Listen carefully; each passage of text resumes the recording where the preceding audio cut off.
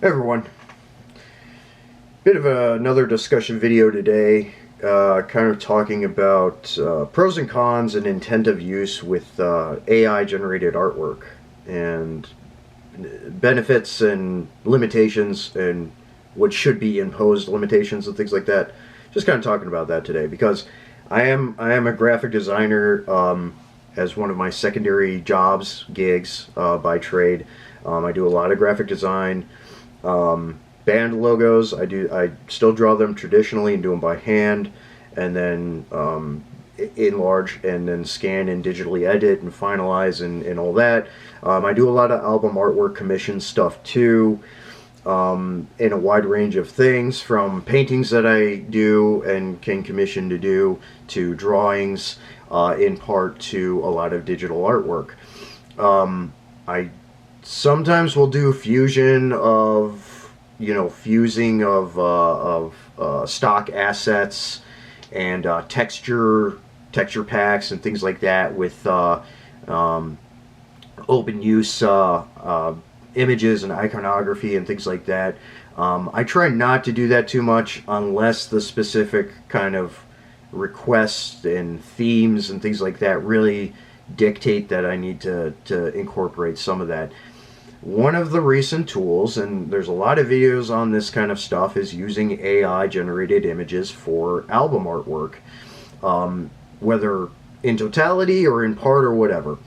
I do generate, at times I do generate digital artwork using AI tools, and then I'll go in and do a lot of heavy editing, a lot of spot healing, a lot of color correction, various like rasterizing things, and just a number of things like that, apart from scaling and imaging and things like that, while using a lot of the general base image that was generated, if it's really cool and conducive and coherent to what the imagery and the goal is for the theme and things like that. Other times I'll generate a more singular type of image and then very heavily edit it into something that is completely, customized, and much more heavily edited, to the extent that you do not know that it was AI generated in the first place, because it's just being used as an asset at that point. Okay, I do that as well, and it comes out very well. So some of the biggest, I wouldn't call them ethical issues or anything like that, but a lot of hot topic debate and things like that is that ethical use, or that permissive use and otherwise, with AI art. And me personally, I see that it requires a very heavy limitation of use. Shouldn't be using it for a lot of like crazy stuff. While humorous for memes with various like fakes and things like that can be funny, but not in a professional space use should it be used for that kind of thing, obviously, to impersonate somebody else in general. It's much more fun to have an actual artist making caricatures of cult of personality figures or whatever it is. For other types of art generation, just solely for, and we're talking album artwork and stuff, if you're trying to pass off a AI generated art piece as a completely individually made digital art piece for art galleries and things like that, you're a piece of scum, and you should not be doing that. That's how I feel about that. For album artwork, because of the concept, it is not the primary focus of an album. The music is, the artists are, and everything like that. Generating a thematic image for use in that should require some editing. I mean, AI's gotten pretty good nowadays. It's pretty wild. I wouldn't say to stray away from it if it's accomplishing the imagery and the concept and the theme that you want to use as an artist, or as a musician and band or whatever. Go for it. it should take a little bit of editing. You want to make sure that logo is, put on there correctly. The colors are good, and it really pops and it fits, and there's not anything too wonky or crazy looking, unless the intent is for a lot of distortion and disfigurement in the characters that may be generated or whatever. But there's a lot of things there in a wide range of capability that you can use to incorporate.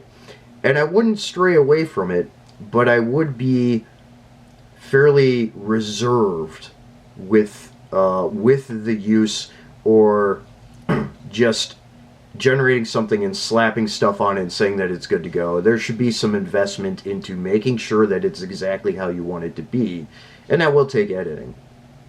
Another point of it is budgeting. A lot of bands and artists, there are bands and artists with money. There's a lot of bands and artists, especially the underground scene, and bands just starting out and stuff, that don't have a budget. So commissioning an artist is expensive, and you may not end up getting what you want. That's just kind of an aside, but the budgetary thing is an important factor. If a band doesn't have money to work with, you can't. An artist cannot expect a band to pay for album artwork. In which case, AI tools can be useful. While again, there's a need for editing and a need to make sure that everything is good, so you're probably going to have to do some post-editing stuff and whatever, which graphic designers and artists and stuff can assist with. Sometimes with a fee, sometimes if it's an easy series of corrections that can be done in an hour, okay, just get it done. And maybe do some crediting and stuff for the artists and stuff, and good PR, helpful marketing, a partnership there. But if a band doesn't have money to work with, then that's a tool, that's an asset for them to use, just like anything else. Just like all of the other assets that you can purchase or you can download, the texture packs and everything else. It's another asset in the toolbox. But again, you should be taking the time to put some work in and really invest getting the theme and the concepts and everything the way that you want them to be. I don't just, when I do use AI to assist in art generation or whatever, because I'm not a great oil painter. I do much more expressionist art, think like Arno Backlund, Theodore Kittleson, that kind of stuff. People have seen my paintings before. I have videos on it, go back and watch those. And I do a lot of grayscale, tempera paint and things like that on gesso board and canvas and all that. I'm not an oil painter, not a great oil painter. It can be much more expensive to get into. And commissioning an oil painting, which I've done before with other artists, Rice Knight, fantastic artist out of Australia. I've commissioned him for an art piece for one of my projects in the past. That was not cheap, because it's from scratch, and it is a beautiful, beautiful painting. When it's commissioned, it is beautiful artwork, but is not cheap. And if a band doesn't have a budget to work with, or very little budget to work with, that's not feasible for them. So then there's alternatives. So that limitation of use is fine. A lot of other things that people are starting to use AI for in general, is a no-go. Jobs are being taken because of that. And this is aside from the artist aspect. Jobs are being taken because of that. When it comes to editing, being an editor for a website or a publication, a number of other things. And then when people use AI maliciously and illegally, people know what I'm talking about there. That's a no-go, obviously. AI in a number of other capacities is definitely a no-go as well. That's getting a little bit off tangent though, but the point is heavy restriction and limitation of use, and being very reserved and very conservative in your use of AI art generation. All the other stuff, it's a big bear of other topics that I'm not talking about here in general. So when it just comes to art and things like that, those are things that people need to kind of take into consideration and understand that, hey, sometimes that's going to be an asset, but you should always try and work with a graphic designer or an artist to help change it and make sure that it's what you want and it's the way that you want it and things like that. Or generation of simple asset images and then going and completely revamping, total edit, all that stuff, which again, I do too. So it has uses, it has its place. It's not totally replacing anything. It is a cost-effective way to generate art. But again, you should always take the time to do editing and things like that. So this is my kind of thoughts on AI. I've been asked that question before, and I've had conversations and healthy debates before with people about that.